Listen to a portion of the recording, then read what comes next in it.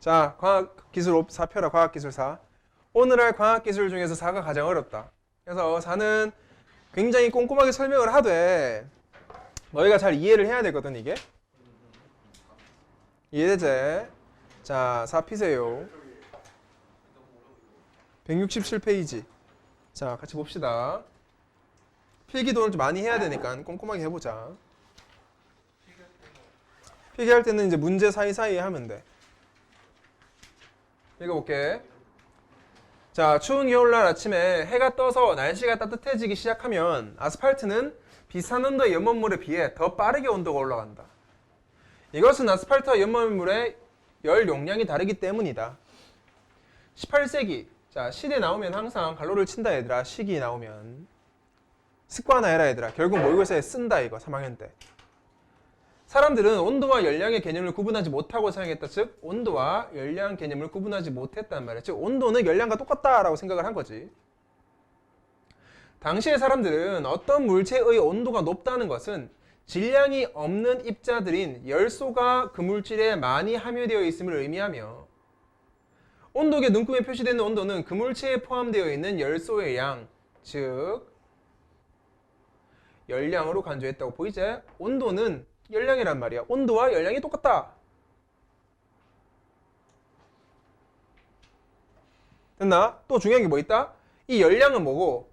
질량이 없다고 생각해서 열은 질량이 없다라고 생각을 한 거야. 옛날 사람들은. 열 용량의 개념이 존재하지 않았던 시대의 열소론에 의하면 열소론 동일한 질량을 가진 모든 종류의 물체의 온도가 같으면 보이지? 동일 질량 온도가 같으면 물체들이 가지고 있는 열량도 같다라고 했었단 말이야. 즉 정리해준다. 동일 질량, 온도가 같은 모든 물체의 연료량은 같다. 그러나 역적, 물체의 온도가 몇 도라는 것과 그 물체가 가지고 있는 열량은 다르다. 애초에 글쓴이가 정의를 내려버리지. 앞에 사람들이 생각했던 건 다 아니라고. 다르다고. 즉 서로 다른 물질로 이루어진 두 개의 물체는 같은 온도라도 두 물체가 가지는 열량, 즉 에너지의 양은 서로 다르다. 자, 즉 기점으로 해서 열량을 에너지라고 표현했어. 그치? 열량은 에너지인데 같은 온도라도 말이야. 열량을 다룰 수 있다고. 왜? 두 물체의 열 용량이 다르기 때문에. 열 용량이 다르기 때문에. 됐습니까? 됐지? 자, 그러면 이거는 이제 다 읽고 정리하는 게 아니라 한 번 하고 하나 정리하고 한 번 하고 하나 정리하고 이렇게 할게. 됐지? 그게 이해가 더 잘 돼서 해볼게.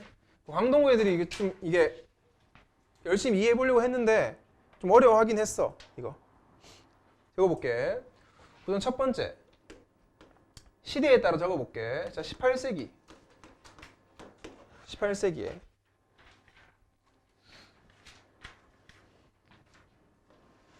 18세기에는 이렇게 온도가 높다라는 말은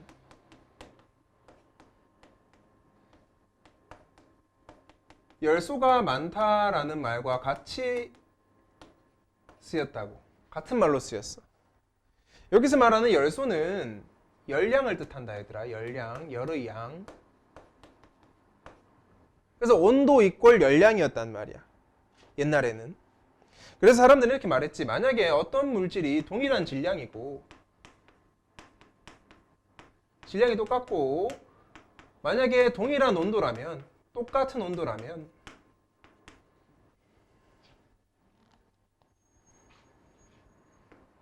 뭐가 같다고? 그러면 결국 그 물체가 가지고 있는 열의 용량도 같다 라고 말을 했지. 하지만 이제 진실이 밝혀졌어. 하지만 그렇다 치더라도 말이야. 글쓴이가 말했지. 같은 온도라도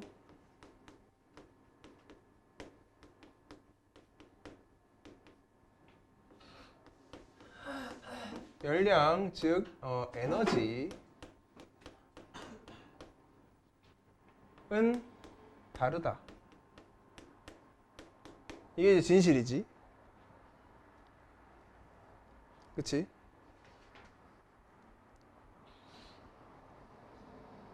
됐나? 왜? 두 물체의 열 용량이 다르기 때문에. 너희 쉽게 이해하면 이렇게 이해할 수 있다 얘들아. 내가 예를 들어 볼게. 지금 요 리모컨이랑 요 지우개의 크기가 다르지? 맞나? 똑같은 걸로 해볼게. 동일 질량이어야 되니까. 예를 들어서 뭐 이렇게 볼게. 자, 얘들 둘 크기 똑같잖아 지금. 동일 질량이고 내가 얘들 둘을 똑같이 가열을 해. 몇 도로? 50도, 50도로 가열을 한다 치자. 그럼 동일 질량, 동일 온도야. 그치? 그러면 이 빨간색 분필 안에 들어있는 열의 양과 그 보라색 분필 안에 들어있는 열의 양이 같다라고 생각을 한 게 이제 18세기 사람들이라고. 근데 실제로는 달라. 동일 질량, 동일 온도라도 여기에 더 많은 열이 들어갈 수 있다는 거야. 그치? 이해돼? 그래서 이거를 말하기 시작한 게 이제 2단락이야. 다를 수 있다고. 자, 그러면 이거 지우고 그 다음 단락 보자 얘들아. 자, 다음 거 읽어볼게. 열 용량의 개념은 여러 과학자들에 의해 정립되었는데 그중 18세기 초 한 번 더 나와주제. 18세기 초에 파렌하이트는 수은과 물을 온도가 다른 물에 각각 혼합하는 실험을 통하여 열 용량의 개념을 도입하였다. 처음으로 열 용량이라는 개념을 도입한 거야. 그는 질량과 온도가 동일한 뜨거운 수은과 뜨거운 물을 각각 차가운 물에 넣었을 때 뜨거운 물을 넣은 경우가 뜨거운 수은을 넣은 경우보다 혼합물의 온도가 더 올라가는 것을 발견했다고. 신기하지? 여기서 알 수 있는 게 뭐게? 자, 물을 넣었을 때 혼합물의 온도가 더 올라갔지. 그러면 누가 훨씬 더 많은 열 용량을 가지고 있었어? 물이야, 수은이야? 물이 많이 가지고 있었지. 그래서 물의 열 용량이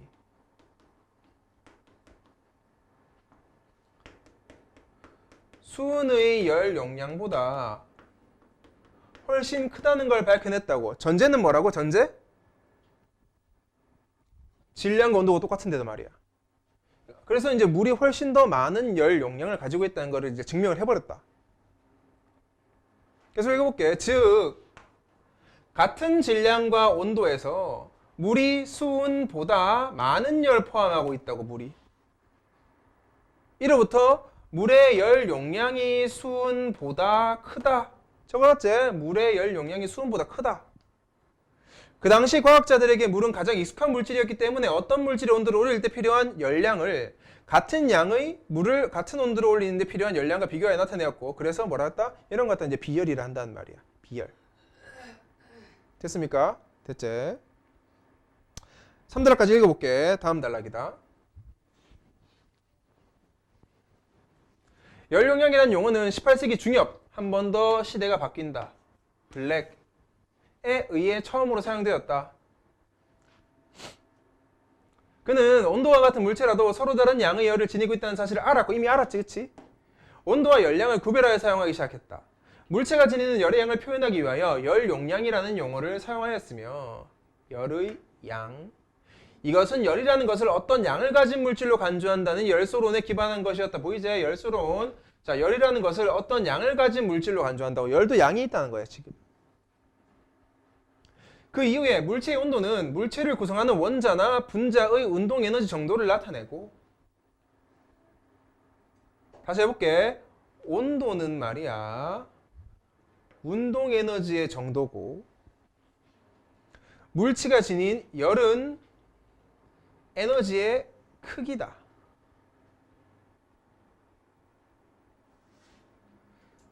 사실이 밝혀지면서 열소론에 근거하여 열의 양을 의미하는 열 용량이라는 용어는 문제가 있다는 사실이 밝혀졌어. 근데 오늘날까지 이 용어는 그대로 사용되고 있다고. 잘못 쓰고 있지만 말이야. 그래도 오늘날까지 편의상 그냥 쓰고 있다 이 말이야 지금. 얘들들의 차이점 알겠나? 온도는 뭐다? 운동 에너지 정도. 운동 에너지가 많으면 열이 올라가는 거, 그렇지? 운동 에너지가 없으면 낮아지는 거. 열은 그 운동 에너지의 크기. 그러니까 온도가 올라가면은 열도 에너지 크기가 커지겠지. 그래서 이제 이 온도와 열을 혼동해서 사용할 수 있지만 다른 개념이라고, 엄밀히. 이해됐지? 자, 그러면 또 한 번 더 정리하자 얘들아. 2단락과 3단락 정리해볼게. 2단락 3단락 보자. 자, 2단락. 우선 18세기 초로 넘어가지. 18세기 초에 학자 이름 파렌하이트.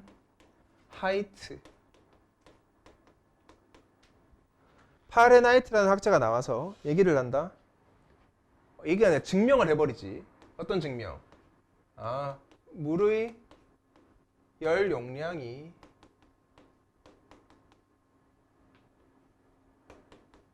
수은의 열 용량보다 훨씬 크더라라는 이제 실험을 해본 거야. 그치? 그래서 여기서 알 수 있었던 게 뭐야? 그래서 이 실험을 통해 알 수 있었던 거. 같은 온도라도, 그치? 맞지? 같은 온도라도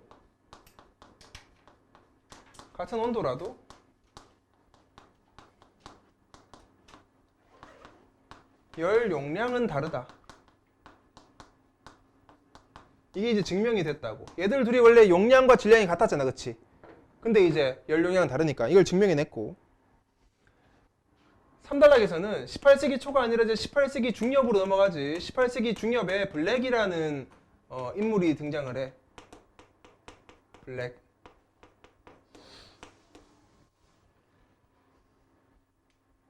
그래서 블랙은 처음으로 온도와 열량을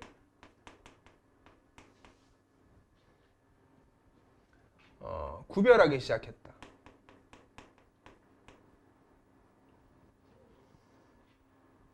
물론 이거는 열은 양이 있다라는 열소론을 기반으로 이제 이 얘기를 하기 시작했고, 이 열소론은 다시 적어볼게. 열은 양을 가진다. 열은 양이 있다라는 거야. 아까 1단락과 대비되지. 1단락에서는 이제 열은 양이 없다라고 했는데, 질량이 없다라고 했는데, 블랙은 이제 양이 있다라고 주장을 하지.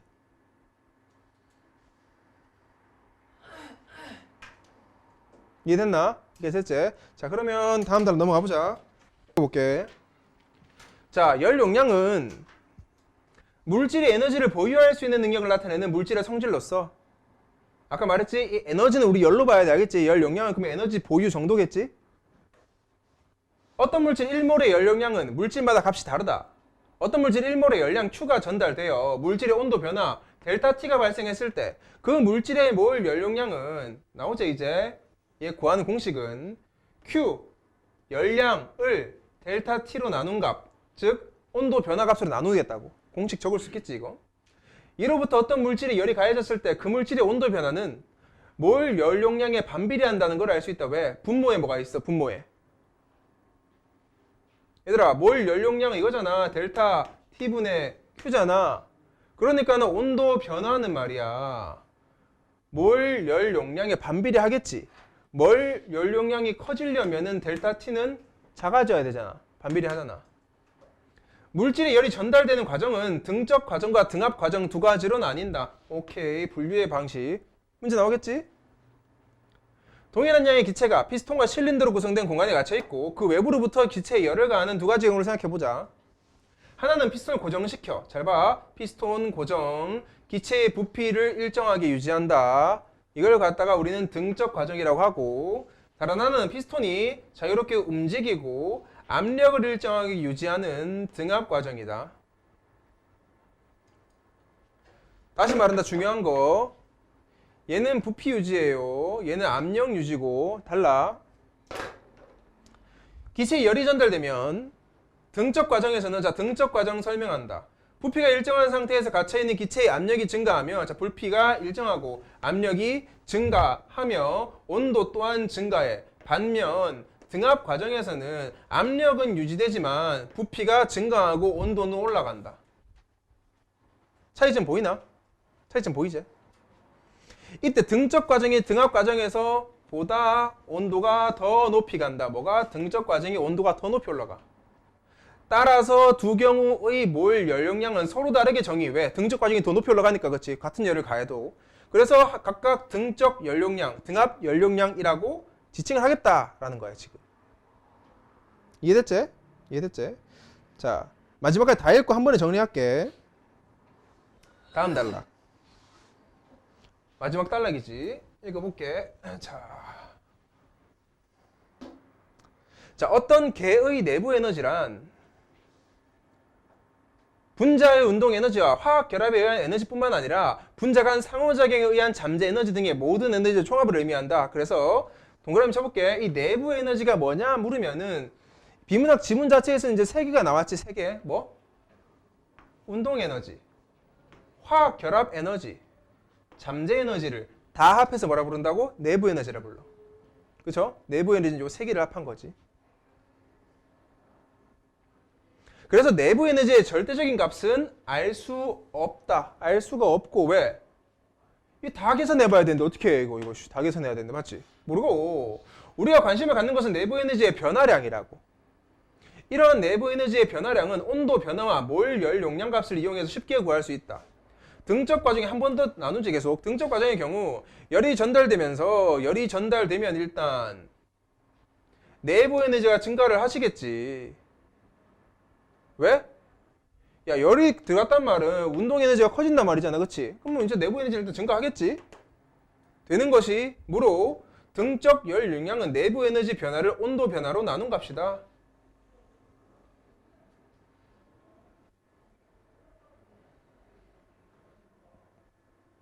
반면에 등압 과정에서는 들어온 열 에너지에 의해서 내부 에너지가 증가하는 해 똑같아. 보이지? 얘들 둘이 보여? 여기 두기? 둘 다 내부 에너지는 증가하지. 근데 기체가 팽창하면서 용기의 부피도 늘어나 버린다. 부피까지 늘어나 버린다고. 등압 과정은. 이런 과정에서 사용되는 에너지를 사용된다는 말이 존나 중요했어. 에너지가 어떻게 된다고? 그럼 총 에너지는 줄어든다고. 줄어드는 거지. 사용을 해버려. 부피 늘린다고. 이걸 팽창률이라고 해. 이러한 경우 내부 에너지와 팽창률의 두 에너지의 합을 엔탈피라고 한다. 엔탈피는 뭐다? 내부 에너지 플러스 팽창률을 엔탈피라고 해.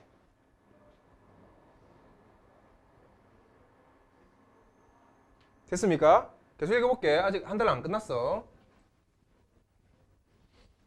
따라서 등압 과정에서의 열용량의 의미는 온도 변화에 따른 엔탈피의 변화량이다. 아까 위에랑 조금 정의가 다르지? 내부 에너지와 마찬가지로 엔탈피의 절대적인 양은 알 수 없지만, 엔탈피의 절대적인 양은 알 수 없지만 온도 변화와 몰 열용량 값을 이용하여 쉽게 엔탈피의 변화량을 추산해낼 수 있다고. 절대적인 건 모르고 엔탈피 변화량은 알 수 있다고. 열용량의 개념은 과학에서 매우 중요한 비중을 차지한다. 물질의 가장 중요하고 기본적인 물성으로 여겨질 뿐 아니라 온도 변화와 열 용량을 이용하면 어떤 공정의 내부 에너지, 엔탈피의 변화량을 구할 수 있기 때문이다. 까지. 어렵지? 정리 한번 해볼게. 나도 이거 읽는데 문과다 보니까는 뭔 개소리인가 했는데 계속 읽다 보니까 이해가 되더라고. 자, 4번 해볼게. 쭉. 4번. 열 용량에 대해서 본격적으로 설명을 했어. 열 용량. 이란 자, 물질이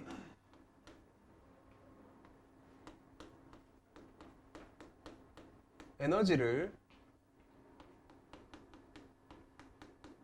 보유할 수 있는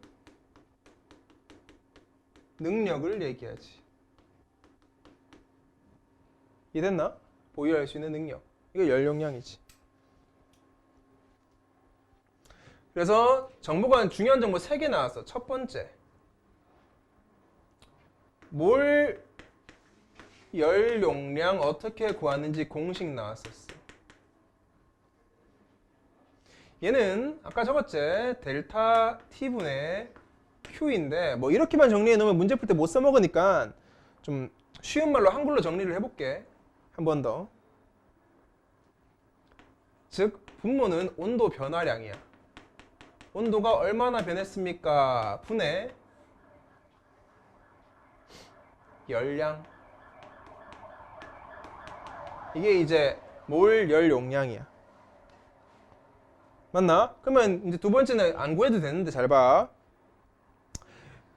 몰 열 용량이 커졌다. 그러면 온도 변화는 작아진다. 이거는 안 적어도 되겠지? 반비례 한다는 거 알 거고. 자, 두 번째. 열 전달 과정에 관해서 두 가지로 나누었어. 비문학 그래서 그치. 열을 어떻게 전달할 것인가? 어떻게 전달되냐? 이거. 첫 번째. 등적 과정. 등적 과정 있지. 등적 과정 해볼게. 얘는 일단은 피스톤이 고정돼야 돼. 피스톤이 고정된다는 말은 움직이지 않아. 움직이지 않으니까 부피 변화는 절대 일어나면 안 되겠지. 맞지? 그래서 얘는 당연히 부피는 유지돼야 되지. 피스톤이 움직이지 않으니. 근데 여기 열을 가한단 말이야. 그럼 뻥 터지겠지 막 이 새끼가. 꽉 차가지고. 그래서 뻥 터진 건 대신에 어떻게 된다고? 압력이 증가한다고. 알겠지? 그럼 적어볼게. 이런 상태에서 시작을 하는데 만약에 여기 적어볼까?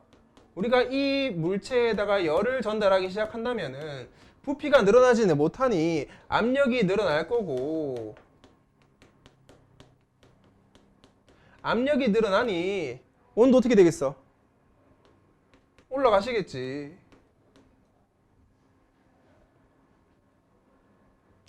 왜 그런지 알지 얘들아? 열을 전달한다는 말은 뭐야? 열에는 용량이 있지. 열을 갖다가 집어넣으면 조그만 공간 안에 많은 분자가 모일 거 아니야. 그러니까 압력이 빵빵해지겠지. 압력이 빵빵해지면 온도가 올라간다고 그냥 이렇게. 두 번째,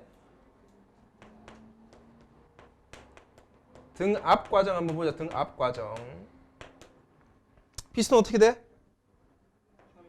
자유롭게 움직이지.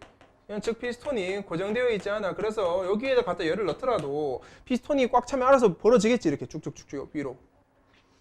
대신에 얘는 부피는 유지되지 않지. 부피 유지는 안 되지만 압력이 유지된다고. 압력.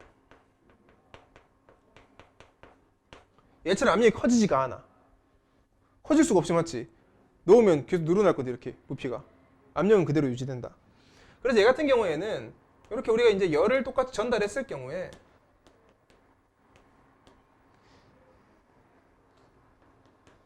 부피가 증가하고, 마찬가지로 얘도 마찬가지로 온도는 올라가. 열을 더 넣었으니까. 이해됐나?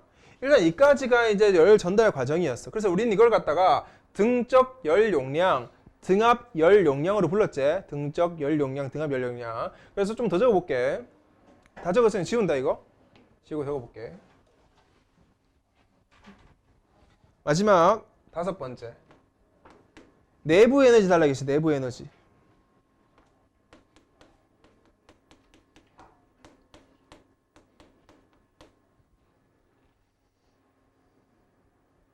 내부 에너지는 뭐 있었지? 뭐 있었지? 오케이. 운동 에너지 또 화학 머시기 에너지 또 잠재 에너지. 이것만 있나? 등등등 더 있지 원래. 더 있긴 있는데 이제 등등이 있는 거지.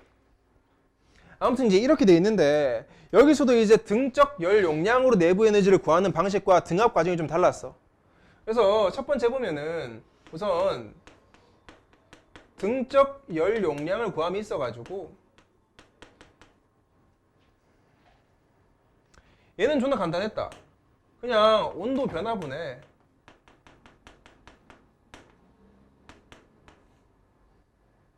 내부 에너지 변화량을 구하면 돼.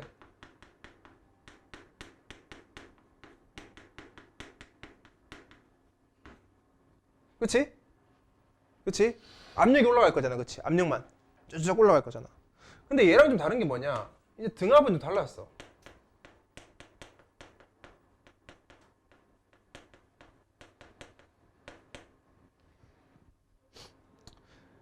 등압 열 용량은 좀 다르기 때문에 쌤이 설명부터 하고 이 공식을 적어볼게.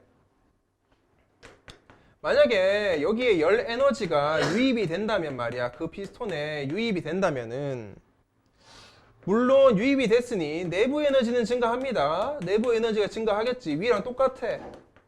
얘랑 똑같이 등적이랑 똑같이 증가하는데 얘는 이 증가 분에 좀 빠지는 게 있을 거 아니야. 그치? 왜? 부피가 늘어났으니까. 그만큼 에너지가 줄어들겠지. 조금 더. 얘보다는 줄어들지. 그래서 부피도 증가한다 이 말이지. 부피도 증가해버려. 그러다 보니 이 부피 증가를 팽창일이라고 하는데 그러면 실제로 등합 열 용량을 구하려면 얘들아 얘만 같았으면 안 되지. 왜? 여기에 있는 에너지 일부가 부피 증가하는데 써버렸잖아. 맞나? 그러면 전체적인 이 등합 열 용량을 구하려면 얘랑 더해줘야 될 거 아니야. 그치? 그래서 얘랑 한 번에 뭐라 그랬어? 엔탈피라 그랬어. 이해되나? 합해서 엔탈피라 그래. 얘들 둘이 합해서. 그게 이제 진짜 용량이지. 그래서 총 등합 열 용량 공식을 구해보면은 위랑 똑같이 적는데 얘는 온도 변화분의 엔탈피야. 그냥 내부 에너지가 아니라. 오케이? 풀어 적으면 어떻게 적어야 된다? 풀어 적으면은 내부 에너지 플러스 부피 증가. 됐습니까? 됐어요. 여기까지가 정리다. 자, 그러면 같이 뒤에 있는 좀 어려운 문제들을 좀 풀어보자, 얘들아. 1번 문제 보자. 1번 문제. 자, 윗글에 대한 설명으로 적절하지 않은 것 하고 있지. 하나씩 고쳐봅시다. 답이 이제 적절하지 않은 거니까 답이 왜 틀린지 한번 볼게. 5번 같은 경우가 이제 틀린 말인데, 절대적인 내부 에너지의 값이 열 용량에 의해 계산됨. 잘 봐. 절대적인 에너지 알 수 있었어, 없었어? 정확히 이쪽에 위에 바로 윗단락이 다 나와 있었지? 맞나? 어디에? 마지막 단락 둘째 줄 끝에 봐봐. 내부 에너지의 절대적인 값은 알 수 없으면 보이지? 어차피 절대적인 값은 알 수 없지? 필승이 알 수 없다 해서 이거 5번 틀린 거야, 그냥. 쉽지? 2번 볼게.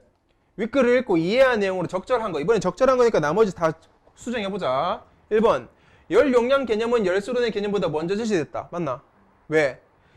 열소론의 개념을 열 용량 개념이 이용했지.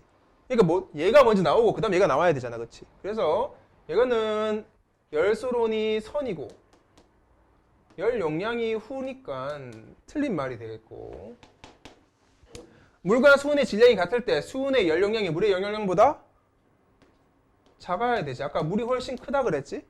심지어 본문에 그대로 나와 있었고. 3번. 잠재 에너지가 변하지 않으면 내부 에너지는 변하지 않나? 아니지. 내부 에너지는 변할 수도 있어. 왜? 잠재 에너지 말고 뭐가 있어? 운동 에너지도 있고, 그렇지, 화학 에너지도 있으니 잠재 에너지 하나 안 변한다고 해가지고 내부 에너지가 안 변하는 건 아니란 말이야. 얘들이 변하면 끝이야 그냥. 그렇지? 쉬웠고. 답은 4번이었지. 열소론에서는 질량과 온도가 각각 같은 쇳덩이와 납덩이의 열소의 양이 같다고 본다. 당연하지. 열소론은 옛날 거지. 열소론에서는 뭐다? 질량과 온도가 같으면은 열량이 같다라고 해야 되니. 됐나? 5번. 블랙은 열이 분자 운동 에너지의 양이라는 사실에 기반하여 열 용량이라는 개념을 제안했다. 맞나? 왜 틀렸게 이거? 블랙 왜 틀렸게? 뭐? 열소론에 기반했지. 맞지? 열소론이지. 열은 양이 있다. 그래서 분자의 운동 에너지의 양이 아니라 그냥 열은 양이 있다. 됐지? 넘어갑니다. 3번 문제. 자, 이상기체에 관한 건데 같이 읽어볼게. 위에 보기. 자, 이상기체의 정의에 대해서 나오는데 이상기체가 되게 특이한 기체야. 뒤에 봐봐라. 상호작용도 없고 부피도 없고 질량은 있는 가상기체야. 이상기체는 기체 분자간 상호작용이 없기 때문에 개별 분자의 운동에 다른 분자들이 영향을 안 줘. 서로 부딪힐 일이 없다고? 이와 달리 실제 기체는 말이야, 상호작용도 존재를 하고 부피 또한 존재를 해. 따라서 개별 분자 운동에 다른 분자들이 영향을 줘. 실제 기체에서는 분자 간 거리가 멀어지면 상호작용 감소하겠지. 왜? 멀찍 떨어져 있으니까 부딪힐 일이 없어. 이렇게. 1번부터 볼게. 반응에 의해 화학결합이 변하여도 이상기체의 내부 에너지 양은 변하지 않는다. 이거 왜 틀렸는데? 왜 틀렸는지 말해봐라. 1번이 왜 틀렸는데 도대체?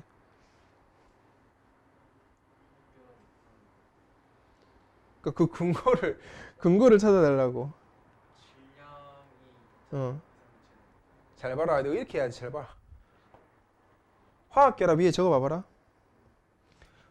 우리 아까 내부 에너지에 뭐뭐 있다 그랬어? 화학 에너지다 그랬지? 즉 얘는 화학 에너지는 내부 에너지를 구성하는 애야 지금. 그치? 화학결합은 내부 에너지를 구성하지. 그러니까 화학결합이 변하면 이상기체라도 내부 에너지 양은 변해야지. 내부 에너지를 구성하는 게 딱 3개 있다 그랬잖아. 운동에너지, 화학에너지, 잠재에너지. 얘가 변하면 얘도 변해야 돼. 이해돼? 이해돼? 2번 보자. 실제 기체와 달리 이상기체의 경우에는 열과 에너지를 같은 개념으로 볼 수 있다. 이건 왜?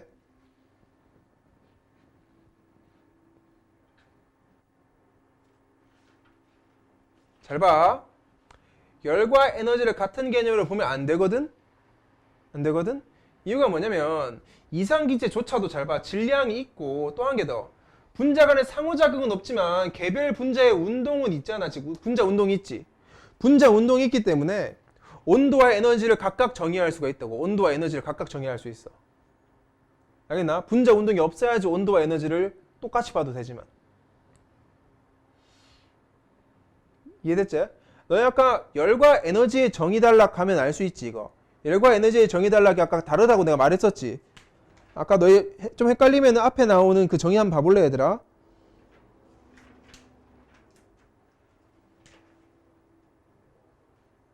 자, 3단락 봐라 3단락. 열은 뭐야? 에너지의 크기지. 맞나? 그리고 밑에 셋째 줄에 물체의 온도는 물체를 구성하는 원자나 분자 운동 에너지 정도지. 온도는 뭐다? 운동 에너지 정도잖아. 그럼 이상기체라도 분자 운동이 있다면은 뭐가 있다는 거야 지금? 온도가 있다는 거잖아. 그러니까 이제 에너지랑 열은 다르다는 걸 알 수 있다고. 이상기체라도. 넘어갑니다. 3번. 실제 기체는 분자 자체의 부피가 있으므로, 여기까지 괜찮지? 있으므로 일정 부피 용기 안에 있을 때 팽창률이 존재하나? 팽창률이 언제 생기는 거야 이거? 언제 생기는 거야? 어떻게 생기는 거야 팽창률은?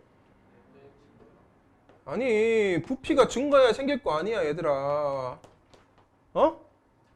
근데 일정 부피라고 했잖아 지금. 그럼 부피 증가가 없을 거 아니야. 그럼 팽창률 존재 안 해야지. 어렵나 이거? 팽창률 뭔지 알고 있지? 4번 답이었어.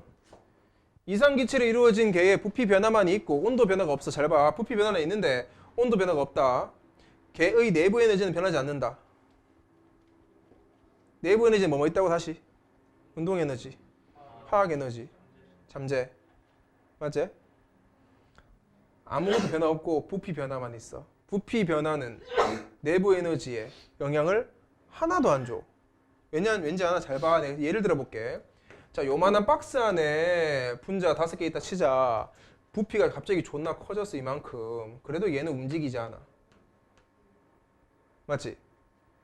지금 뭐가 없다고? 팽창률이 존재할 수가 없어 이거는. 얘 가만히 있는데 이상기체는. 실제 기체 같았으면 부피가 늘어나면 이게 이렇게 퍼져줘야 돼. 이상기체는 안 펴지잖아. 그러니까 여기에서 내부 에너지 변화가 없어 아예. 됐나? 그래서 답이 4번이었어. 오케이? 넘어가 보자. 그 다음 거. 큰 그림 나오는데 일단 적어놓고 시작해야 되는 거. 피스톤 고정됐고 피스톤 고정 안 됐지? 그래서 여기에는 내가 등적 열 용량인 것 같고 용기 B는 등압 열 용량인 것 같아. 그치? 얘는 피스톤이 움직일 거지. 부피 변화가 있을 거야. 위로 빠지니까. 이 보기의 전제를 일단 보자 얘들아. 전제를 보자. 일단 온도랑 부피가 똑같은 A와 B가 있는데 똑같이 가열해서 같은 열량이 유입이 된단 말이야. 그치? 이쪽에. 근데 그 뒤에 잘 봐. 용기 B는 피스톤이 자유롭게 움직일 수 있으며 압력이 일정하게 유지되면서 화살표 방향으로 거리만큼 이동 올라간다고. 부피가 어떻게 된다고? 커진다고. 부피가 커진다고. 그래서 이때의 용기 A와 용기 B를 최종으로 보고 각각의 온도 TA, TB래. 즉 지금 현재의 온도가 이제 TA고 이게 TB야. 얘가 올라가고 난 다음에 어차피 온도는 더 올라간다 했잖아. 둘 다. 등적이나 등압이나 온도 증가는 있지. 자, 그 다음 선지를 잠깐 볼게. 됐나? 선지 볼게. 용기 A에 유입된 열량에 의한 팽창률은 없다. 맞지? 용기 A는 피스톤 고정되어 있으니까 부피 증가가 없지? 부피 증가가 없으면 팽창률이 없다. 괜찮네. 2번. 최종 상태에서 기체 내부 에너지는 용기 A와 용기 B가 서로 같겠군. 아니라고. 내부 에너지는 누가 더 커야 돼? A가 훨씬 커야 돼. 왜? B는 뭐 했다고? 팽창률로 내부 에너지를 써버렸어. 맞지? 팽창률로. 그러니까 현재 기체 내부 에너지 용기 A가 훨씬 커야 돼. 맞지? 쉽지? 넘어간다. 5번 문제. 기억을 확인할 수 있는 사례. 기억을 확인할 수 있는 사례. 자, 기억 한번 볼까 얘들아? 기억 보시면은 마지막 1, 2, 3, 4단락이 있네. 열 용량은 물질마다 값이 다르다. 맞지? 지금 뭐다? 다시 적어볼게. 열 용량은 물질마다 다르다. 이게 이제 이 글의 주제였지, 거의. 그치? 물질마다 용량 달라야 돼. 온도가 같아도. 적절한 것은 1번. 쇠막대는 동일한 크기의 나무막대보다 더운 여름날 부피가 팽창하는 정도가 더 크다.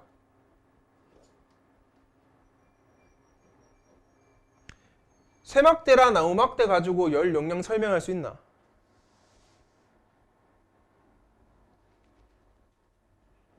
그러니까 물질이 지금 쇠막대라는 물질이 있고 나무막대라는 물질이 지금 다르잖아. 그럼 얘들 둘의 열 용량이 다르다고 해야 되잖아, 지금. 아까 물과 수은처럼 말이야. 근데 팽창일 가지고는 설명할 수가 없다고, 이걸. 이해돼? 유일하게 설명할 수 있는 게 5번인데 잘 봐. 동일한 양의 물에 같은 온도의, 전제 있지? 같은 온도의 뜨거운 철이나 납을 넣어 온도를 높일 때 필요한 철의 몰수가 납의 몰수보다 작다고. 자, 철의 몰수가 납의 몰수보다 작으니까 철의 열 용량이 더 크다는 걸 알 수 있지. 그러니까 똑같은 다른 물질은 열 용량이 다르다는 증거가 이거잖아, 지금. 정확히 5번 돼야 되지. 마지막 문제, 6번 문제. 니은으로 찾아봐봐라 얘들아. 니은으로. 이런 어휘 문제 틀리면 억울하지. 마지막 단락 밑에 둘째 줄에 있다. 으로. 뭐라 적혀있어? 기본적인 물성으로 여겨진다 있지. 물질의 성질, 물성으로 여겨진다. 거기서의 이 니은의 으로는 뭐뭐에 대해 생각되다 또는 뭐뭐에 대해 무엇으로 판단되다. 뭐 이러한 의미를 가지고 있지. 그래서 이제 1번 보면은 그는 독서를 유일한 낙으로 생각한다. 2번은 만들어서 뭐고 이게? 뭐 어떤 의미고? 재료를 의미하고 3번은 원인, 두통 때문에 원인. 4번은 2번으로 기한 두는 거, 제한 두는 거. 5번은 우리가 영문법에 썼던 이게 초소부사격 아니야, 이게 지금 장소 나타내는 거. 답이 1번. 됐지? 넘어간다. 넘어가서 아마 이거 과학기술 5는 좀 쉬우니까 5까지 하고 쉬자. 5는 금방 한다. 알겠지? 자, 과학기술 5 보자. 읽어볼게. 1단락, 2단락 한 번에 보자. 자, 생각하고 판단하는 뇌의 작동 방식을 이해하기는 쉽지 않다. 뇌의 작동 방식에 관한 글이겠지? 과학자들은 정상적으로 기능하지 않은 뇌를 가진 사람에 대한 실험 연구를 통해 뇌의 기능을 밝혀내는 결정적 계기를 얻기도 한다. 즉, 뇌가 비정상이네. 일반적으로 뇌를 가진 동물들의 뇌의 좌반구는, 자, 동물이야, 그치? 동물들의 좌반구는 오른쪽 몸을, 우반구는 왼쪽 몸을 지그재그로 이렇게 된다고. 이건 이렇게, 이건 이렇게. 좌우신체가 대칭적으로 되어 있다면 뇌의 좌우반구에도 특정한 역할을 하는 부위가 대칭적으로 분포하게 된다. 가령 오른팔과 오른다리의 감각과 운동은 좌반구가 담당하고 왼팔과 왼다리의 감각과 운동은 우반구가 담당한다. 눈의 경우에는 각 눈의 왼쪽 시야와 왼쪽 시야가 분할되어 있다. 그래서 왼쪽 시야에 있는 물체는 양쪽 눈의 망막 오른쪽에 상이 맺혀 오른쪽 방구에 시각 피줄로 전달된다. 보이지? 어디가? 왼쪽 눈을 보면은 오른쪽에 상이 맺혀서 오른쪽 방구에 시각 피줄로 전달이 된다고. 맞지? 오른쪽 시야에 있는 물체는 왼쪽에 상이 맺혀서 왼쪽 방구에 시각 피줄로. 그런 점에서 보면 좌우방구는 기능적으로 대칭을 이루는 것으로 보이지. 맞지? 근데 그렇지만으로 나왔으니 이거지 안 읽어도 대칭을 안 이룬다 나와야겠지? 좌우방구는 대칭 이루는 것처럼 보이지만은 인간의 언어 능력과 논리적 사고는 좌반구에서 담당하고 공간구조 배열의 파악은 우반구에서 담당한다. 즉 뭐다? 논리적 사고는 좌반구, 공간구조 배열은 우반구니까 그래서 이런 말 하잖아. 여자가 수다스럽고 말이 많은 이유는 뭐가 발달했기 때문에? 좌반구가 발달했기 때문에. 남자가 주차를 잘하지. 공간 지각 능력 뛰어나면 남자는 우반구가 발달했기 때문에 라고 하잖아. 이것만 봐도 봐야 좌반구에 사는 일과 우반구에 사는 일이 지금 대칭이 안 되지. 대칭적이지 않다고 지금. 이렇게 뇌의 좌우반구가 기능적으로 대칭적이지 않은 것을 편측화라고 해. 이는 다른 동물과 달리 인간에게만 나타나는 독특한 현상이라고 할 수 있다. 인간의 뇌에서 기능적 전문화가 이루어지게 된 것은, 자, 기능적 전문화가 이루어지게 된 것, 같은 말로 편측화가 이루어지게 된 것, 맞지? 편측화인 것은 좌우반구를 가로질러 정보가 전달되는 데 시간이 걸리기 때문이다. 말을 듣고 이해하고 논리적으로 말을 하는 것을 모두 같은 방구에 처리하게 됨으로써 효율성을 얻을 수가 있다고. 그래서 한쪽에서 다 처리해버리는 거야. 지금 말과 관련된 건 다 이쪽이, 맞지? 행동과 관련된 건 다 이쪽이. 이렇게 왔다 갔다 하는 거야 지금. 이해됐지? 이해됐지? 이건 한 번에 다 읽고 정리할게 그냥. 그렇게 어렵지 않으니. 자, 편측화를 이해하는 데에는 분리뇌 소유자를 대상으로 한 실험이 큰 도움을 줬다. 분리뇌 소유자는 발작을 방지하기 위해서 좌우반구의 피지를 연결하는 부위지. 자, 피지를 연결하는 부위인 뇌량을 절단을 해버렸다고. 이제 좌반구와 우반구가 잘려 있어. 연결되지 않는다. 정교하게 설계된 실험을 통하여 분리뇌 소유자는 정상적인 뇌를 가진 사람과는 다른 방식으로 뇌가 작동된다는 것이 알려지게 되었다. 가령 분리뇌 소유자의 왼쪽 시야에, 잘 봐, 한 개씩 해볼게. 왼쪽 눈으로 물건을 놓아. 그럼 오른쪽 내가 처리하겠지? 왼쪽 눈이니까 오른쪽 뇌의 시각 피질이 물건을 지각했다 하도록 하고, 무엇이 보이느냐고 물으면 그 사람은 아무것도 보이지 않는다고 말한다고. 중요한 건 말하는 거야. 잘 봐. 오른쪽 뇌는 뭐 담당한다고? 우반구는? 언어 능력이었어? 좌가 언어였지. 이거는 공간 또는 배열 등등을 인식을 하는 거지. 그러니까 얘는 뭔지 아나? 왼쪽 눈으로 봤지? 이렇게 봐. 이렇게 보면은 요 물체가 있는 건 알아. 있는 거는 있다라는 걸 인식을 해. 우반구에서. 근데 뭐가 안 돼? 있으면은 있다라고 말하라고 좌반구를 줘야 될 거 아니야, 정보를. 근데 잘려있지, 뇌량이. 말이 안 된다고. 안 보이는 것처럼 말한다고. 이게 문제인 거야 지금. 분명히 그가 우뇌가 물건을 보았지, 맞지? 우뇌가 인식을 했지만 언어를 담당하는 좌뇌는 정보를 전달받지 못했다고. 좌뇌가. 그래서 아무것도 보이지 않는다고 말한다고. 신기하지? 우리도 경험이 없어서 잘 이해는 안 되는데 이렇대 그냥. 이것은 놀랍게도 좌뇌와 우뇌가 분리된 별개의 사람처럼 행동한다는 것을 보여준다. 자, 우뇌는 알지만 좌뇌는 알지 못하니까 나는 안 보인다고 하는 거야 그냥. 뭐라고? 내가 나를 속이는 그런 거다. 자, 정상적인 사람은 좌뇌와 우뇌가 따로 인지한 정보를 뇌량을 통하여 주고받음으로써 좌우뇌는 보고 들어서 인지한 내용을 공유하게 되지만, 누구는 말이야?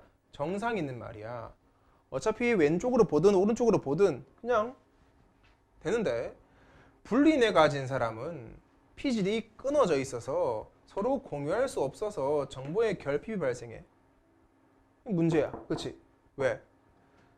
아니 진짜 눈앞에 이게 있는데 없다라고 말하잖아. 지금 정보가 비어 있잖아. 그럼 그걸 해결해 줄 게 필요하지. 그래서 나오는 게 뭐냐? 자, 잘 봐라. 그래서 그런 사람들이 하는 방식은 이런 거야. 뇌과학자들은 분리뇌 소유자를 대상으로 하는 실험을 통하여 인과관계를 설정하는 기능을 담당하는 해석기의 특성을 알게 됐다. 자, 이게 뭐라고? 이게 분리뇌 소유자가 쓰고 있는 해석기는 해결 방법이야. 그 정보의 그 결핍을 어떻게 해결하는지 잘 봐라. 정상적인 사람에게서는 감각기에 들어오는 정보가 간뇌 시상 거쳐서 시각 피질, 청각 피질과 같은 대뇌 피질의 1차 감각 영역으로 들어와 분석 저장되고, 그 분석 정보는 좌뇌의 해석기로 전달된다. 자, 과정이지? 넘버링을 해봅시다. 처음 해볼 1번 뭐고? 일단 정보가 들어와야 되지. 2번 간뇌 시상 거쳐서 대뇌 피질 1차 감각 영역으로 들어와서 분석 저장된다.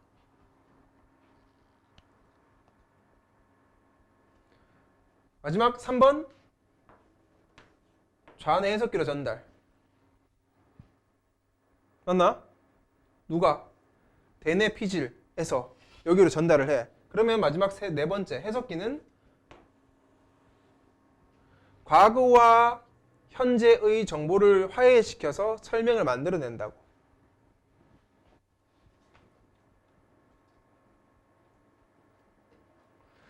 정보 결핍을 겪는 불린의 소유자에 대한 실험을 통해 연구자들은 사람의 해석기가 논리적 추론을 철저히 수행하여 판단하기보다는 아니래. 보이지?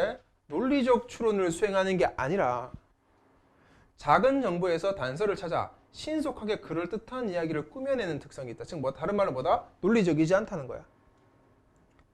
가령 A가 출근을 했는데 상사가 A를 보고 얼굴을 찌푸리자 A의 해석기는 어제 낸 보고서 때문에 상사가 A에게 화가 나 있다고 해석한다. 사실은 상사가 갑자기 복통 때문에 얼굴을 찌푸린 것인데 A의 해석기는 어떤 이유로 상사가 얼굴을 찌푸린 것인지 정확히 알지 못해도 신속하게 과거의 경험을 현재의 경험과 현재의 경험을 인과적으로 연결시킨 것이다. 빠르긴 빠르지. 정확하지가 않아. 마지막 달라.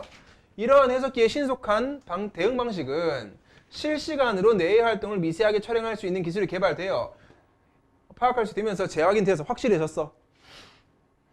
인간이 이성적인 존재로서 모든 요인을 숙고하여 합리적 판단을 내린다는 근대적 관념에 익숙한 현대인에게는 신속하기는 하나 부정확한 해석기의 작동이 당혹스러워 보일 수 있다. 맞지? 우리는 논리적 생각한다고 생각했는데 사실은 뇌는 애초에 논리적이지 않다는 거야. 해석기 때문에. 그러나 급박한 대처가 필요한 생존 환경 속에서 살아남기 위해 부족한 단서에서도 신속한 대응을 하는 개체가 살아남을 확률이 높다는 점을 고려할 때 해석기는 생존에 유리하다. 어렵지 않지? 어렵지 않지? 자, 여기까지 했으면 정리를 잠깐 합시다. 정리하는 것도 많이 없다. 네. 쉣. 쪽이 1.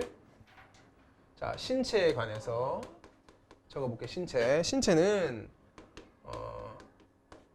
좌반구가 담당하는 신체가 따로 있고 우반구가 담당하는 신체가 따로 있었어.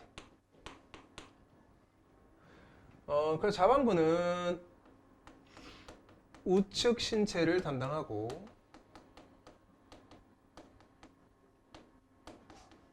맞지? 우측 신체 담당하고 우반구는 얘랑 반대로 왼쪽 좌측 신체를 담당하지. 근데 얘들은 마치 기능적 대칭을 이루는 것처럼 보이잖아. 대칭이 돼야 안 돼? 돼야 안 돼? 된다고? 죽고 싶나? 되는 것처럼 보이지만 안 된다고. 왜? 우반구와 좌반구에서 담당하는 영역이 좀 다른 게 있었지. 언어 능력과 공간 능력 달랐잖아 그게. 그래서 이 증거가 신체가 아니라 이제 뇌의 기능으로 가는 거지. 뇌의 기능을 봤을 때 왼쪽 뇌에서는 좌반구에서는 언어 능력과 사고력을 담당하고 있고 그래서 어떻게 말해? 생각하고 바로 말한다고. 맞지? 생각과 말이 이어지니까 효율적이잖아 지금 이게. 우반구에서는 생각 따위는 필요 없어. 고민하는 게 아니라 얘는 어떤 공간 파악하거나 구조를 파악하거나 배열이 어떻게 되어 있는가를 파악하는 정도? 그래서 이제 미술하는 애새끼들이 이걸 잘하잖아. 패턴 배열하는 거. 저 새끼.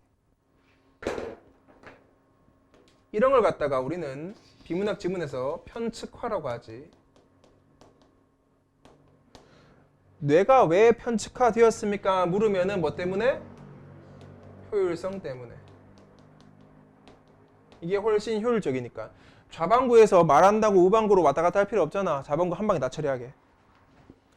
그래서 이제 얘를 좀 실험을 하기 위해서 분리뇌 소유자를 갖고 와. 뇌를 분리시키네. 분리뇌 소유자에 관한 실험이 특이했는데 이런 거였지. 자, 우반구가 물체를 인지를 해. 맞지? 다른 말로 얘들아, 우반구가 물체를 인지하려면 무슨 쪽 눈으로 봐야 돼?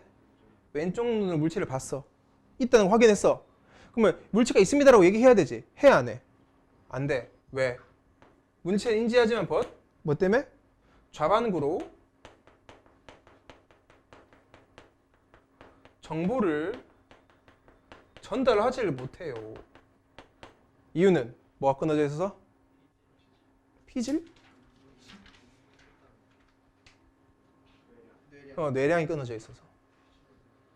맞지? 끊어져 있어서. 그래서 뭐라 그래? 정해버선도 안 되니까. 물체가 보이지 않아요. 이렇게 하지. 이해됐나? 인지를 했음에도 불구하고 이 실험한 게 있지. 하지만 얘랑 반대되게 정상인은 그 뇌량을 통한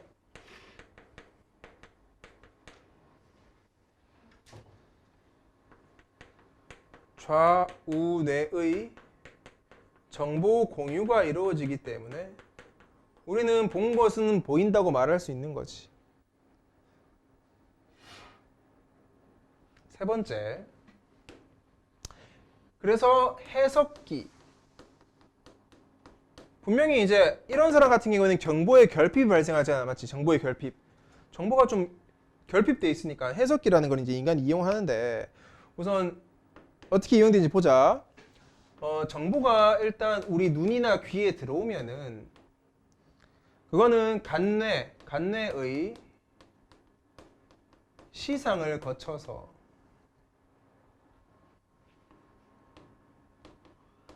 대뇌피질 1차 감각 영역으로 가지. 맞나? 1차 감각 영역으로 들어가지.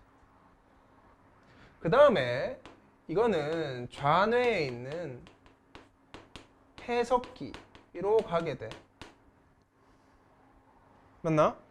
그러면 이 좌뇌의 해석기에서는 뭔 짓을 하냐? 과거와 현재 정보를 화해시키는 거야. 이러다 보니 내가 정확하게 이걸 알지 못해도 대충 신속하고 빠르게 유출을 해버리는 거지, 추측을. 아까 뭐 상사의 예시가 있었지? 그거 알면은 편하다. 됐나? 자, 그럼 문제 보자. 문제 읽어볼게. 지워도 되나 혹시 이거? 여기 쓰고 있나?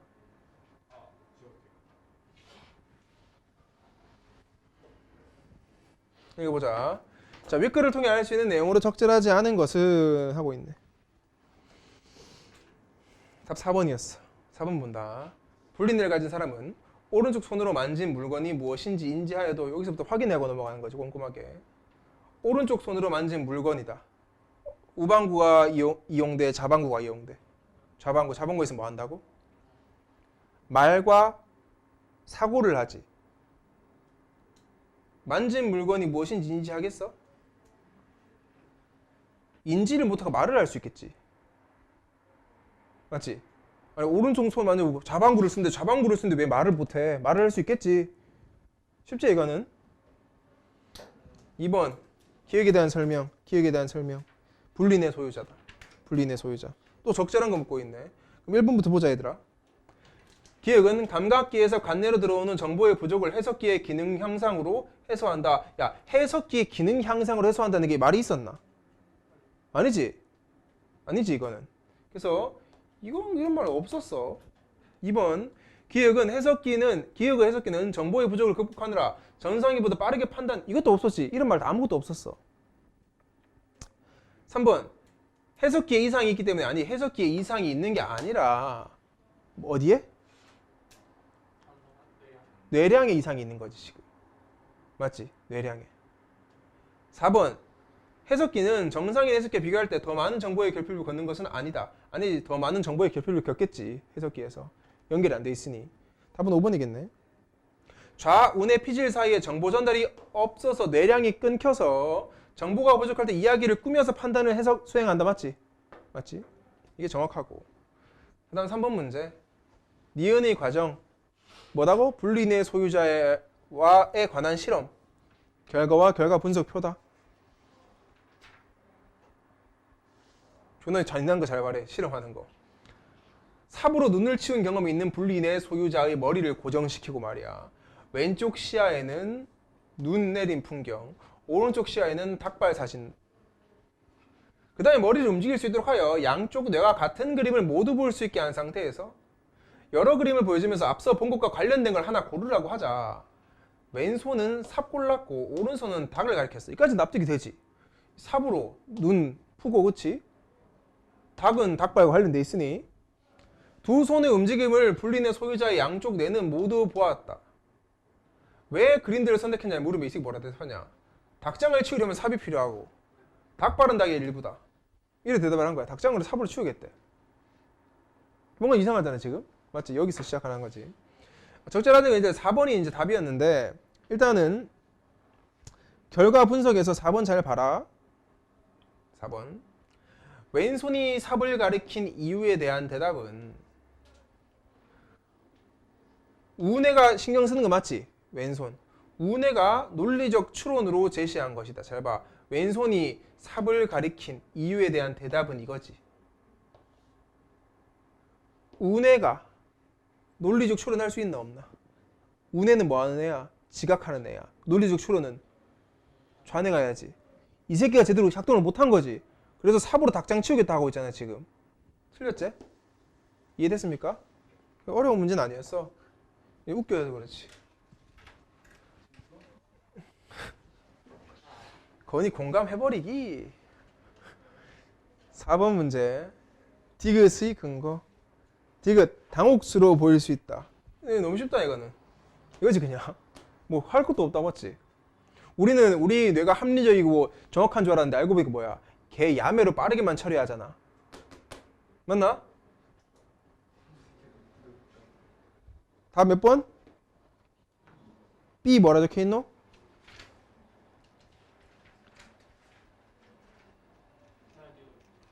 분할. 목적을 나누는 건 뭐라 하게? 분할이 아니라 분배라고 하지. 맞지? 분할은 아니고. 됐나? 오케이 좀 쉬다가 다음 거 합시다. 제대로 했냐 안 했냐는 네 담당이야. 알아서 해라 진짜. 알아서 해라. 알아서 안 하면 누구 그냥 씨발 그냥 교과서 통째로 다 외워라 그냥. 그럴 거면은. 알았어. 야 근데 우리 과제 한 개 기록이 없어져. 그거 아니잖아. 그냥 그때그때 돌려보면 되는 거 아니야? 우리 못 돌려봐. 우리 못 돌려본다고? 응. 왜? 그 관절 있는 거못 봐. 같이 보자. 이거 봐라. 너희 열심히 하면 된다. 과학기술이고. 이거 볼게. 이거는 조금 어려운 것. 약간 어려운데 그래도 뭐 아까 첫 질문 연령량보다는 좀 낫다. 뭐 기후 변화에 관한 거야 그냥. 읽어볼게. 자, 18세기에는 시대 나오고 지구 기후가 일관되게 점점 더 서늘해지고 있다는 지구 냉각설이 널리 받아들여졌다. 일단 지구가 냉각되고 있다. 얘 하나 나와주고. 자연학자 비퐁은 시베리아와 북아메리카 북부 지방에서 발견된 코끼리 화석을 근거로 지구 냉각설을 주장했다. 왜? 야 시베리아에 코끼리가 있더라 이거야. 이 말은 그건 뭐야? 사실 지금은 추운 시베리아가 과거에는 존나 따뜻했다는 거거든. 근데 그는 열대동물인 코끼리가 한때 이러한 고緯도 지방에 살았으니 지구 전체의 기후는 현재보다 현저하게 따뜻할 것이라 주장했다. 보이지? 그래서 지구 전체의 기후는 따뜻했을 것이다. 과거에는 말이야. 즉 과거의 지구 전체의 기후는 지금보다 따뜻했을 것이다 한 거야 지금. 그러나 퀴비에가 나와서 뭐라 하냐. 야 네가 언급한 화석은 코끼리와는 다른 메모드와 마스토돈의 것이다 이건 거야. 그건 코끼리 아니다. 이 동물들은 애초에 추운 기후에 살았음을 밝혀냈다고. 그러니까 옛날에 고緯도 지방이 따뜻했다는 가설을 무너뜨려 버렸지. 메모드 거니까 이거는 원래. 메모드 원래 추운 지방 살거든. 그럼 과거에도 극지방은 추웠다 이거지. 그럼에도 불구하고 과거 지질 시대의 열대성 기후가 광범위하게 분포했다는 증거가 석탄 광상에서 발견되는 열대성 화석 식물에서 나왔다. 보이지? 그럼에도 불구하고 과거 지질 시대의 열대성 기후가 분포했다. 실제로 꼭 굳이 코끼리 화석 아니더라도 원래 따뜻했다 이거야 과거에는. 고생물학의 연구를 통해 현재 냉대 기후를 보이는 북유럽이 고생대 석탄기에는 열대 기후였음이 드러났다. 그럼 뭐야? 과거에는 따뜻했지만 지금은 춥다는 거지. 이게 좀 맞는 말 같지 이게? 이에 따라 지구가 용융 상태에서 식으면서 지구 기후도 서서히 일관되게 서늘해진 것으로 추정됐다고. 추정. 지질학자들은 지구 냉각설에 따라 밖으로 유출되는 지구 내부의 열이 지구 기후를 결정하는 것으로 가정했다. 즉 뭐다? 지구에서 열이 점점점 유출되고 있다고 우주로. 그러다 보니까 점점점 식고 있다는 거야. 이게 뭐다? 지구 냉각설이야. 핵심 포인트는 이거 잘 봐라. 서서히 일관되게란 말이 중요해질 거야. 뒤에 지문 읽다 보면은. 알겠지? 중요해질 거야. 그래서 읽어볼게. 19세기에 들어와. 18세기 아니지. 지구 기후 변화에 대한 관념은 대립하는 지질학 이론인 격변설과 점진설의 논쟁으로부터 영향을 받게 된다고. 당시 널리 수용되고 있었던 격변설에서는 말이야, 과거에 지속되던 대부분의 지질학적 안정기를 간헐적이고 급격한 지각 변동이 중단시킨다고 주장했으. 뭐로가 나왔을 때 앞에 잘 봐라. 안정기를 간헐적 급격한 지각 변동이 중단시킨다. 즉 급격하게 맞지. 격변이지 맞지? 급격하게 중단시켰다고. 안정기를. 그러니까 변화가 시작된 거지. 완만한 지구 냉각은 안정기의 특성으로 여겨져. 자, 아까 앞에서 말했던 지구 냉각설에서 완만하게, 그치? 서서히 되는 거는 그건 안정기의 특성이고 지구 냉각에 대한 반감은 없었다고. 격변설 입장에서는 반감은 아니야. 왜? 앞에서 말했던 지구 냉각설과 이 격변설의 차이점은 뭐다? 얘는 서서히 식어가고 있다. 라고 한 반면 얘는 그래 안정기는 서서히 식어가는 게 맞는데 격변기가 오면은 급격한 지각 변동이 있어 이거야 그냥. 어차피 걔랑 얘랑 둘 다 지구는 식어가고 있는 건 맞지. 이까지만 읽으면은. 반면에 점진설은 안정기 사이사이의 갑작스러운 변화를 부정한다. 갑작스러운 변화를 부정한다. 말은 같은 말로 뭐다? 격변설을 부정한다고. 갑자기 하는 거 아니다. 지질 변화는 늘 조금씩 꾸준히, 보이제? 조금씩 꾸준히 점진적으로 일어나고 있다고. 격변기가 없다는 거지 이건 지금. 지각 융기와 침강의 무한히 반복되는 사이클을 설정하는 것이 점진설의 핵심이었다. 점진설을 주장한 영국의 지질학자 라이엘은 석탄기의 열대 식생이 광범위하게 존재했다는 것은 받아들였지만 과거에 지금보다 높은 기온이 전반적으로 더 오래 지속된 것은 지구의 냉각과는 무관한 다른 요인들의 결과다 이거야. 즉 뭐다? 지금보다 높은 기온이 오래 지속된 것은 냉각과는 무관하다는 거야. 그는 육지가 바다보다 태양의 복사열을 더 많이 흡수하므로 대륙의 분포가 적도 지역에 많아지면 평균 기온이 올라가고 극지방에 많아지면 평균 기온이 내려가는데 이러한 사이클이 지속되면서 지구의 평균 기온은 뭐라고? 상승과 하강을 반복. 상승과 하강을 반복. 그러면 이거는 뭐랑 다르다고? 아까 1단락에서 나왔던 지구 냉각설을 부정해버리는 거지. 맞지? 얘는 올라갈 때도 있고 내려갈 때도 있다고 기온이. 어떻게 한다고? 우리가 지금 땅덩어리가 바다보다 작지. 맞지? 이 지구에 있는 땅덩어리가 적도 지방에 많이 모이면 우리 그런 말 들어봤잖아. 대륙은 움직인다고. 적도 지방에 많이 모였을 때는 존나 따뜻했고 그게 뭐라고? 과거에 높은 기온이 있었을 때라고. 지금은 대륙이 점점 이동해서 극지방도 있지. 아이슬란드 같이. 그렇게 있으니까 적도 지역이 적어졌으니까 평균 기온이 내려갔을 뿐이라고. 근데 언젠가 1000년이건 2000년이건 흐른 다음에 다시 적도 지방에 대륙이 모이면 다시 올라갈 거라는 거야 지금. 지구는 식고 있는 게 아니라 지금만 잠깐 떨어진 거라고. 이해됐지? 넘어갑니다.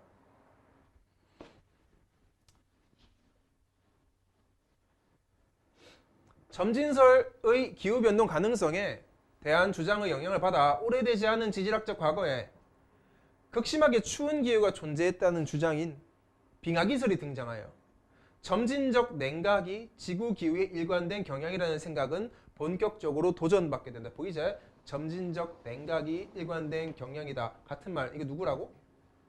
누구라고? 이게 뭐야? 같은 말로. 그 지구 냉각설. 이 지구 냉각설이라는 주장은 도전을 받게 되니까 우리가 보고 있는 이 빙하기설 같은 경우에는 지구가 냉각되지 않는다고 말해야 되지. 아까 앞에서 봤던 점진설이랑 비슷한 거지. 그래서 점진설이 영향받았겠잖아. 맞지? 읽어볼게. 지질학자들은 북유럽과 북아메리카가 오래되지 않은 과거 지질 시대에 광범위하게 빙하에 덮여 있었다는 증거를 찾아냈다. 이 말이 존나 중요한 거 아나? 야, 지금 북유럽이랑 북아메리카 같은 경우에 빙하에 덮여 있나? 땅이 있지. 잘 봐. 그럼 과거에는 말이야, 응? 빙하였는데 현재는 그냥 땅이잖아. 이해됐지? 그럼 이게 지금 지구가 냉각되고 있는 거야? 오히려 어떻게 됐어? 기온이 올라갔다는 증거지 지금 이게. 얘가 말하는 게 이 증거야. 그래서 빙하기설이. 그래서 이거 아니다. 지구 냉각설 아니라고. 만약에 지구 냉각설이라면 얘들아 빙하는 어떻게 돼야 된다고? 계속 유지돼야 될 거 아니야 이거 빙하로. 그래서 읽어볼게. 이들 지역에서는 기반함이 심하게 긁힌 흔적과 주변 암석과는 다른 특성을 갖는 바위돌인 표석이 널리 분포하는 현상이 발견되었다. 이러한 현상이 격변론적인 지구 냉각설에 따라 대홍수에 의해 야기되었다고 보기에는 무리였다. 지금 뭐다 격변론도 아니라고. 맞지? 얘는 무슨 점진론이야 그냥. 오랫동안 녹지 않고 쌓인 눈이 얼음으로 굳어지고 엄청난 무게 때문에 서서히 비탈을 따라 이동하며 바닥을 긁으면서 긁힌 자국과 표석이 생겼다고 보는 것이 설득력이 있었다고. 서서히 긁으면서 내려왔다. 점진적이지? 현재의 빙하 이동으로부터도 이러한 방식 지형들이 발생하는 것이 확인되었기 때문에 빙하에 덮여있지 않은 지역도 한때 빙하로 덮여있었다는 것이 정설로 받아들여지게 되었다. 즉 다른 지역도 어떻게 됐다고? 원래는 빙하였는데 녹았다고. 지구가 뜨거워졌다고 지금. 다음 단락. 그러나 처음부터 빙하 기설이 학계에서 순조롭게 수용된 건 아니라고. 딴지거는 애가 있겠지. 30년대 미국의 자연학자 아가시는 오래되지 않은 지질학적 과거에 빙하기 동안 유럽을 덮고 있었던 광범위한 얼음층에 의해 홍적층이 형성되었을 가능성을 주장했다. 아가시는 기온이 급격하게 낮아진 것을 가정했고 그로 인하여 유럽의 많은 지역이 두꺼운 얼음으로 덮이면서 지구상의 생명을 모두 앗아갔다고 했다. 그래? 급격하게 낮아진 거지. 갑자기 막 확 추워졌다고. 다 뒤졌단 말이야. 아가씨는 지구가 서서히 냉각되는 것은 맞지만 잘 봐. 서서히 냉각되는 것은 맞지만 연속적이지는 않다고 보았다. 그는 오랜 안정기 사이사이에 급격한 기온의 하강과 상승이 때때로 일어난다. 안정기 사이사이에 상승이 때때로 일어난다.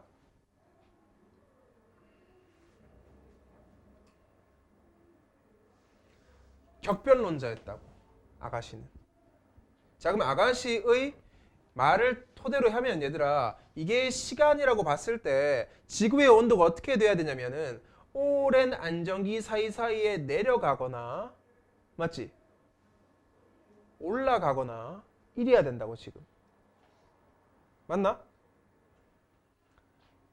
그래서 하지만 지구 평균 기온의 급격한 하강과 상승으로 인하여 지구 전역이 전반적으로 지금보다 더 추운 때가 있었다는 생각은 지구 냉각설의 기본 전제를 위반하는 것이었다. 왜? 야 지금보다 더 추운 때가 있으면 안 되지. 지구 냉각설에 따르면 무조건 과거는 지금보다 뜨거워야 될 거 아니야. 지금보다 추우면은 기본 전제 위반하는 거 맞잖아.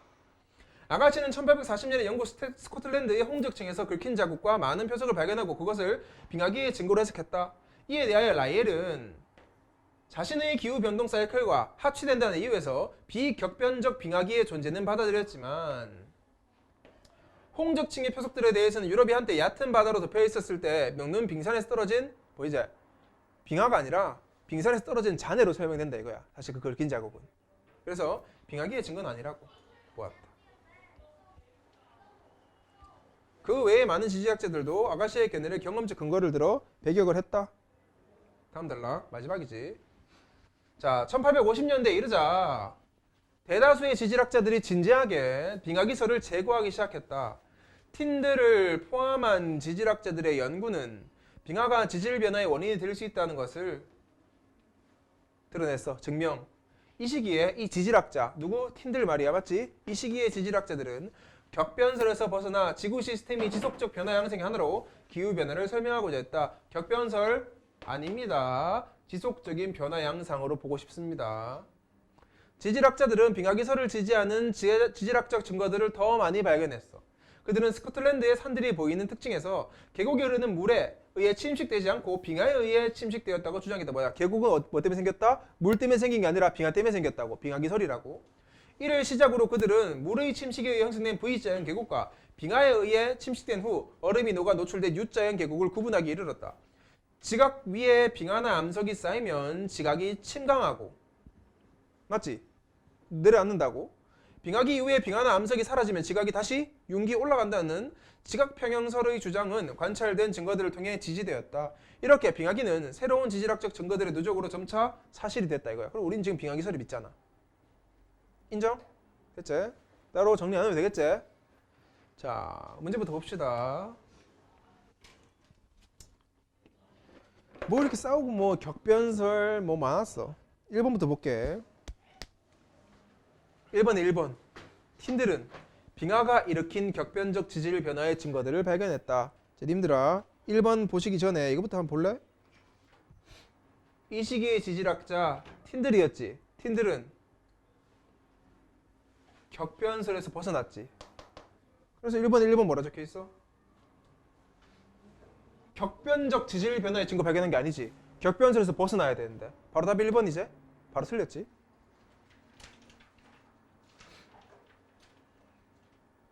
다음 기역과 니은 비교하래. 기역 뭐고? 니은이 빙하기설이네. 맞지? 그러면 지구 적어놓고 시간이 낫겠지? 지구 냉각설. 니은은 빙하기설. 비교하래. 1번 기역은 니은과 달리 지구의 기후가 일관되게 서늘해지고 있다고 본다. 오지게 맞지? 맞지? 빙하기설은 뭐라 그래야 돼? 점점 좀 냉각되고 있는 게 아니잖아. 빙하기설 입장에서는. 빙하기설 하면 너 달려 가볼래? 그걸 알고 가야 된다 얘들아. 빙하기설 정확히 3단락 둘째 줄에 나와 있잖아. 점진적 냉각이 일관된 경향이라는 생각이 도전받게 됐지. 그러니까 빙하기설 입장에서는 점진적 냉각이 아니라고 해야 되지. 그러니까 뭐라? 기역은 니은과 달리 일관되게 서늘해지고 있다가 맞고 니은은 아니라고 해야지. 이해됐죠? 그럼 1번은 맞는 말. 2번 볼게. 기역은 니은과 달리 매머드 화석이 추운 기후에서 형성되었다고 본다. 이게 왜 틀렸게? 기역은 당연히 추운 기후에서 형성되었다 해야 되지. 니은도 그렇게 말해야지. 니은도 마찬가지로 매머드 화석은 추운 기후에서 형성된 거야. 단지 점진적인 게 아니라는 거지. 얘도 매머드 화석은 추운 지방에서 형성되는 건 인정을 하거든. 그래서 2번이 틀렸다. 니은도 마찬가지야. 됐지? 3번 문제. 보기는 학생들이 수집한 지질학적 증거와 사례다. 사례에 대한 설명이야. 일단 사례부터 보자. 가영, 육지에 둘러싸인 발트의 해저가 상승하고 있다. 자, 해저가 상승하고 있대. 집안이 어떻게 된다고? 융기하고 있다는 거지. 언제 융기한다 그랬어? 언제 융기한대? 그래, 빙하 녹으면 융기하고 있다라는 거지. 남인, 뭐야 가나다라네 이거. 나, 지구 전체의 해수면이 빙하기보다 현재가 더 높다. 이게 무슨 말이게? 빙하가 녹았다고. 빙하가 따뜻해졌다고. 녹았다고. 다 스콜틀랜드 고산지대에서는 U자형 계곡. U자형 계곡은 뭐 어디 나오는 거야? U자형 계곡은 뭐에? 적어볼까? U자형 계곡 마지막 단락에 나와 있다. 일단 빙하에 의해서 어떻게 돼야 돼? 빙하에 의해 침식이 되고 그 다음에 녹으면 U자형 계곡 발견되지. 이거고. 라, 그랜드 캐니언의 성분을 달리한 여러 겹의 퇴적층이 발견돼. 여러 겹의 퇴적층. 자, 퇴적층이 한 개가 아니라 여러 겹이려면 어떻게 돼야 되게? 여러 번 퇴적이 돼야 되지. 맞지? 한 번이 아니라 여러 번 퇴적이 돼야 돼.